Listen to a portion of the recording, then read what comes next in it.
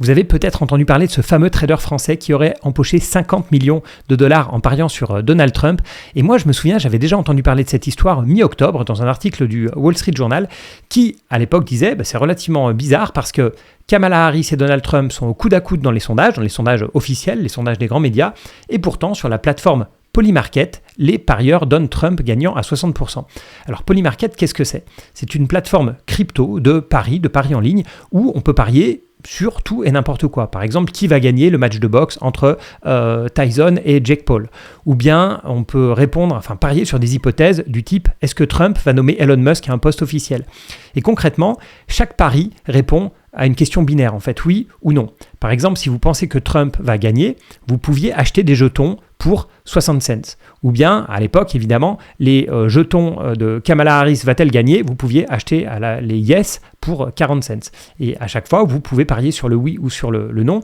Si vous avez raison, vous allez toucher $1. Et sinon, vous perdez votre mise. Donc finalement, des paris binaires assez classiques. Donc, quand la probabilité de victoire était à 60%, donc mi-octobre, c'est tout simplement que de gros parieurs avaient misé sur ce résultat.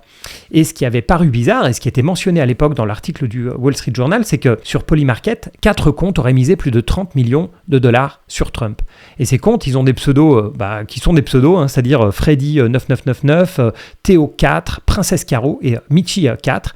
Et apparemment, selon les sources de l'époque du Wall Street Journal, ces 4 comptes semblaient appartenir à la même personne ou bien à la même entité. Et ces comptes, ils pariaient, parce que comme on est sur de la crypto, c'est transparent mais anonyme. Voilà, donc on sait ce que ces comptes ont parié, mais on ne sait pas qui est derrière ces comptes. Donc on peut voir que ces comptes pariaient beaucoup sur la victoire de Trump, mais aussi sur des résultats un peu plus précis, comme les résultats des États pivots. Vous savez, les fameux swing states, par exemple la Pennsylvanie. Et ces 4 comptes pariaient aussi sur le fait que Trump allait remporter le vote populaire. Alors vous savez, aux États-Unis, les électeurs votent pour des grands électeurs qui eux-mêmes votent pour le président américain. Et relativement souvent, les électeurs n'ont pas choisi le président qui est élu. Donc ça, on appelle ça le vote populaire, mais finalement, c'est plus...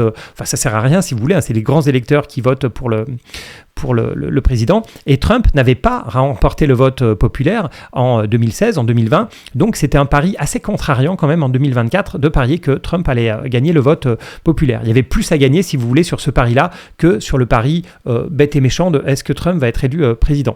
Donc ces 4 comptes avaient parié un peu partout.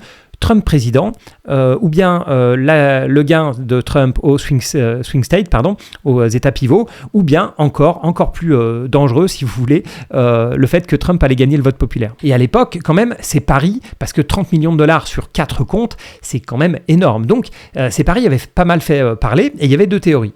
Il y en a certains qui pensaient qu'il s'agissait d'un parieur classique, qui avait juste misé énormément, et d'autres qui pensaient que c'était une tentative d'influer l'élection, de peser sur l'élection, avec des arguments du type si Trump n'est pas élu, alors que les paris le plaçaient gagnant, Trump va pouvoir dire que l'élection est truquée, donc c'est probablement des personnes ou des entités pro-Trump qui sont derrière ces paris pour pouvoir peser sur l'élection, si c'est Trump qui n'est pas élu, si c'est un peu juste, etc. Et les questions qui se posaient à l'époque, donc mi-octobre, c'était de savoir qui allait gagner, est-ce que c'était les sondages officiels ou bien les marchés de paris, et puis accessoirement qui se cache derrière ces comptes.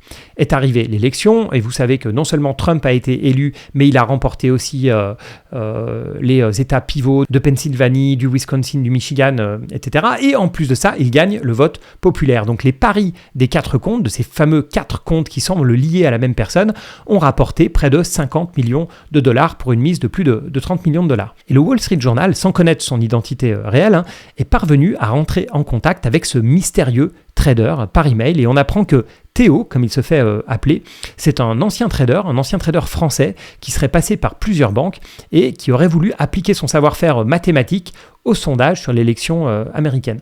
Donc le Wall Street Journal a pu confirmer que le fameux Théo était bien derrière les 4 comptes sur Polymarket, mais finalement il ne sait rien de plus. Polymarket de son côté a bien confirmé que derrière ces comptes, il y avait bien un Français avec une expérience en trading et dans le monde de la finance. Donc voilà, potentiellement, mais je ne peux pas en être 100% sûr, le Wall Street Journal a pu rentrer en communication avec ce fameux Théo. D'ailleurs, Théo, si tu me vois, n'hésite pas à m'envoyer à moi aussi un petit email pour m'expliquer un peu ce que tu as fait, et je referai une vidéo peut-être plus complète avec plaisir. Théo, alors je vais l'appeler comme ça, vu que c'est le nom qui se donne, a précisé au Wall Street Journal qu'il avait bien parié avec son argent et sans intention politique. Et son analyse est intéressante, vu que finalement il a eu raison. Son premier point, c'est qu'il trouve que les sondages américains, et notamment les sondages des grands médias américains, ne sont pas fiables et seraient selon lui biaisés en faveur des démocrates. Et il précise d'ailleurs que pour lui, les sondages français sont bien différents parce que les instituts de sondage veulent garder leur crédibilité et ont pour priorité d'avoir les résultats les plus proches possibles du résultat final, alors qu'aux États-Unis, il y a toujours une envie sous-jacente d'influencer l'élection. Et son point de vue, c'était que comme en 2020, les résultats de Trump avaient été sous-estimés dans les swing states, il pensait, et il a eu raison d'ailleurs, que ça allait se reproduire en 2024. Il a aussi joué sur le fait que, selon lui, les partisans de Trump hésitaient à dire aux sondeurs qu'ils soutenaient l'ancien président, ou tout simplement qu'ils ne souhaitaient pas répondre aux sondages. Donc, globalement, les sondages étaient biaisés.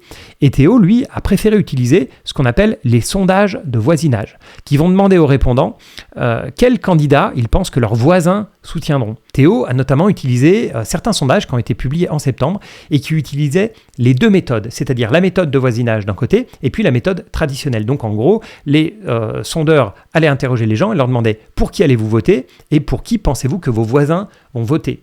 Et les sondages de voisinage avaient un soutien pour Kamala Harris qui était inférieur de plusieurs points au sondage avec la méthode traditionnelle. Donc pour Théo, c'était la preuve que les sondeurs sous-estimaient le soutien pour Trump puisque la méthode traditionnelle était utilisée par la majeure partie des sondeurs. Et ce sont donc ces données-là qui l'ont convaincu de placer son pari sur le fait que Trump allait gagner le vote populaire. Pari qui a été très rémunérateur puisque les prévisions sur Polymarket étaient à moins de 40%. Dans un email au Wall Street Journal, il explique aussi qu'il a commandé ses propres sondages pour mesurer cet effet de voisinage, donc l'écart entre la méthode traditionnelle et la méthode de voisinage, en faisant appel à un grand institut de sondage qu'il n'a pas voulu nommer. Et selon lui, les résultats étaient hallucinants en faveur de Trump, d'où l'énorme pari qu'il a osé faire. Et ce que je trouve très intéressant, c'est qu'on voit que Théo n'a pas fait une bête prédiction. Il ne s'est pas juste dit je pense que Donald Trump va gagner, donc je parie sur lui. Ce qu'il a fait, c'est qu'il a exploité une anomalie de marché, ou plutôt dans ce cas-là, il a exploité une anomalie des sondages, un biais en fait qui était présent dans les sondages, et ce qui lui a permis donc de placer des sommes aussi énormes. Et ça ne m'étonne pas du tout que Théo soit un ancien trader ou un ancien quant, ou peut-être un ancien portfolio manager de hedge fund. Et à nouveau, s'il m'écrit, qu'il m'explique un petit peu son parcours, je trouve ça vraiment très intéressant comme biais qu'il a réussi à exploiter, et comme quoi l'intelligence artificielle ne fait pas tout, le cerveau humain permet encore de gagner beaucoup d'argent. Alors là, c'est pas vraiment sur les marchés, mais on n'en est pas très loin. Il a utilisé la plateforme de Paris, c'était le moyen le plus sûr, mais il aurait aussi pu utiliser les marchés financiers. Peut-être qu'il l'a fait, peut-être qu'il a placé plus que 30 millions de dollars et qu'il a investi en Bitcoin, en Tesla, sur les valeurs pétrolières, etc., pour aussi parier sur Trump. Mais il faut avouer que le Polymarket, c'est quand même le moyen le plus direct, le plus sûr pour parier sur Trump. Donc détecter les anomalies de marché, c'est quelque chose qui marche toujours, et là qui a vraiment super bien marché dans l'élection de Trump. Si ma petite histoire vous a plu, comme d'habitude, n'hésitez pas à liker, à commenter, à vous abonner si c'est toujours pas le cas. Et moi je vous dis à bientôt pour d'autres vidéos.